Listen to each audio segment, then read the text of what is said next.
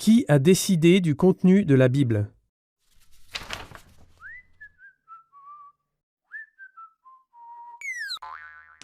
La Bible n'est pas tombée du ciel. Mais d'où vient-elle alors? Et pourquoi est-ce qu'il y a certains textes qui parlent de Jésus et qui pourtant ne sont pas dans la Bible? Il y a un évangile selon Judas, selon Thomas, une apocalypse de Pierre, etc. Pourquoi ces textes ne sont-ils pas dans la Bible? Qui les a rejetés?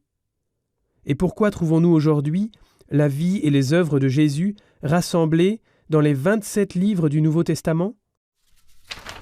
Jésus a vécu et enseigné il y a à peu près 2000 ans. Il a prêché pendant 3 ans. Les paraboles qu'il a dites aux hommes, les œuvres merveilleuses qu'il a faites, ont été écrites peut-être déjà de son vivant et ont circulé.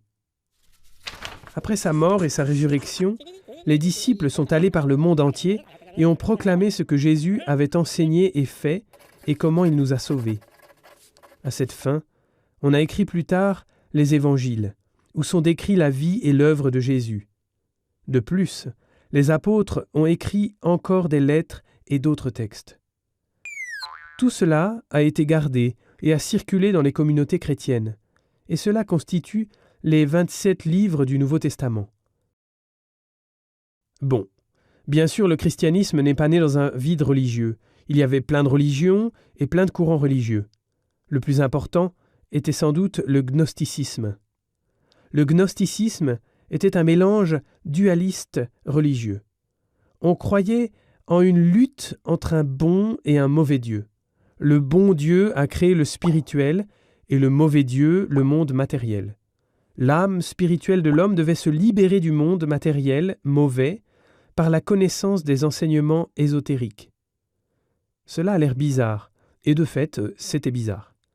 En tout cas, les gnostiques ont trouvé chez les chrétiens quelques thèmes qui leur plaisaient, et ils ont pris le message de Jésus et l'ont mélangé fortement avec leur propre enseignement.